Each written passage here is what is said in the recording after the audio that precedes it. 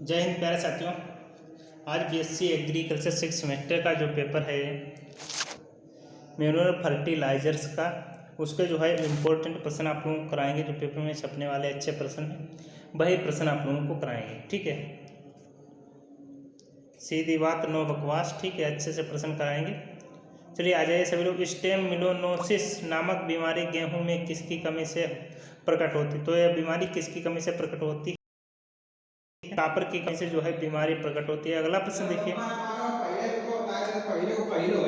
कौन सा तत्व यूरेनियम एंजाइम का धातु एक घटक है? कौन सा एंजाइम जो है धातु घटक है? तो निकिल हो जाएगा इसका राइट। अगला प्रश्न देखिए, किस क्ले खनिज की धनायन विनिमय क्षमता से अधिकतम जो है होती है? इसका राइट आंसर क्या हो जाएगा? वर्मीकुलाइट, ठीक है।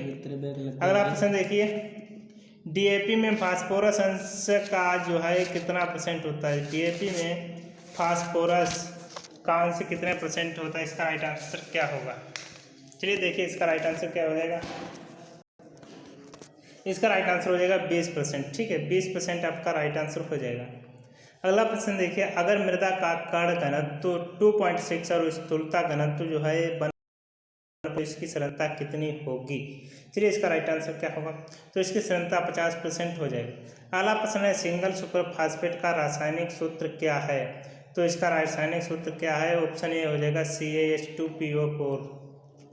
अगला प्रश्न है, केशिका नली में पानी की ऊंचाई का बढ़ना किसका सीधा समानुपाती होता है? चलिए इसका राइट आंसर क्या होगा?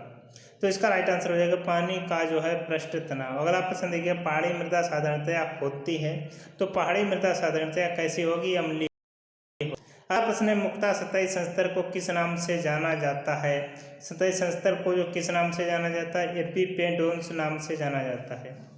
अगला प्रश्न है, प्राप्य जल धारण क्षमता किसमें अधिकतम होती है?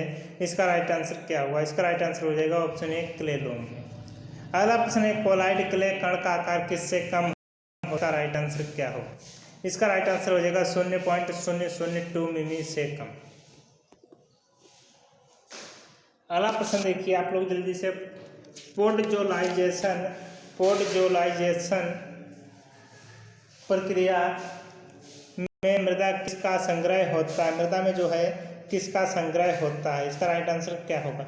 इसका राइट आंसर हो जाएगा ऑप्शन ए सिलिका का। अगला प्रश्न है, ऐसी चट्टानें जिसमें 65% से अधिक सिलिका ऑक्साइड SI2 होता है की प्रकृति होती है, इसकी प्रकृति होगी कि कैसी होगी? तो इसकी प्रकृति है अम्लीय होगी। अगला प्रश्न है, मृदा में लगभग कितना प्रतिशत सिलिका होती है? मृदा में लगभग कितना परसेंट जो है सिलिका होती है? तो 27% होती है। अगला प्रश्न है, मृदा वायु में नाइट्रोजन की सांद्रता जो है कितनी होती है? तो इसका राइट आंसर क्या हो जाएगा? तो होगा 78%। अगला प्रश्न देखिए, निम्नलिखित में से कौन सा सही सुमेलित नहीं है? निम्नलिखित में से कौन सा सही सुमेलित नहीं है?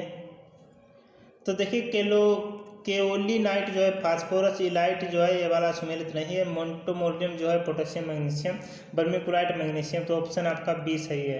अगला प्रश्न है, गेहूं की फसल के लिए मृदा में उपलब्ध जो है आर्सेन फास्फोरस की क्रिस्टल लिमिट होती है, तो इसका राइट आंसर क्या होगा? चलिए देखिए इसका राइट आंसर क्या होता है। तो इसका राइट आंसर होगा 10 किलोग्राम प्रति हेक्टेयर। अगला प्रश्न देखिए आप लोग जल्दी से, मुनसेल कलर चार्ट में लगभग कितने प्रतिशत रंग के पेपर और चिप्स होते हैं? रंग के पेपर है जो है चिप्स होते हैं। इसका राइट आंसर क्या होगा? चलिए देखिए इसका राइट आंसर क्या होगा? इसका राइट आंसर हो जाएगा 175। अगला प्रश्न देखिए, एक परिपक्व व सूखे पौधे के ऊतक में लगभग कितने प्रतिशत प्रोटीन होती है? लगभग कितने परसेंट जो है प्रोटीन होगी? तो इसका राइट आंसर हो जाएगा 1 से 15, ठीक है। अगला प्रश्न देखिए, नमी तुल्यांक किसने दिया था? नमी तुल्यांक जो है किसने दिया था? तो ये दिया था आपका ब्रिंग्स और मैकलेन ने 1907 में। अगला प्रश्न है, मृदा का वर्गीकरण निम्नलिखित वर्ग और मानचित्र इकाई जैसे कि मृदा प्रकार और मृदा अवस्था तक करने के लिए कौन सा मृदा सर्वेक्षण अपनाते हैं? इसका राइट आंसर क्या होगा? चलिए इसका राइट आंसर देखिए, तो इसका राइट आंसर विस्तृत सर्वेक्षण, ठीक है। विस्तृत सर्वेक्षण आपका राइट आंसर हो जाएगा। अगला प्रश्न देखिए, फ्लोरेपेटाइट किसका मुख्य स्रोत है? फ्लोरेपेटाइट किसका मुख्य स्रोत है? तो ये हो जाएगा फास्फोरस का। अगला प्रश्न है, पत्तियों पर छिड़काव के लिए लोहे की सांद्रता रखते हैं, तो लोहे की सांद्रता कितनी रखते हैं?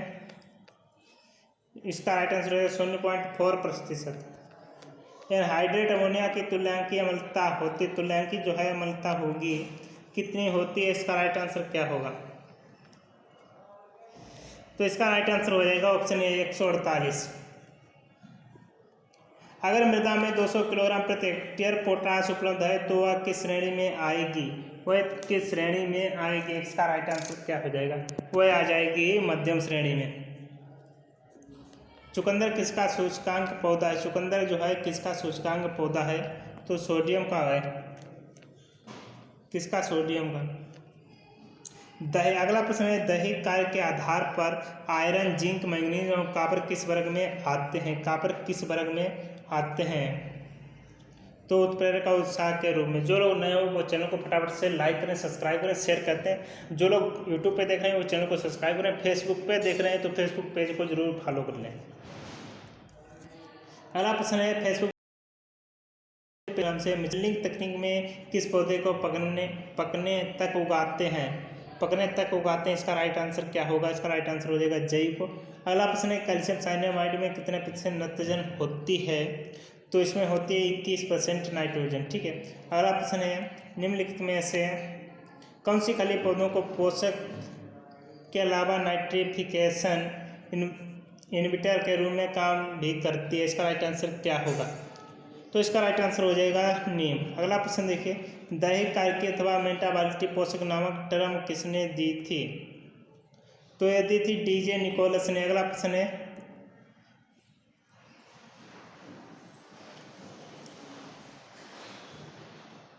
चलिए आप लोग जल्दी से बताइए, चैनल को सब्सक्राइब करें, फेसबुक पे टीचिंग क्लास 123 को जल्दी से फॉलो कर दें। चलिए आज के लिए जय हिंद, मिलते हैं नेक्स्ट टाइम के लिए, तब तक के लिए टाटा बाय बाय। सभी लोग जल्दी से शेयर करें।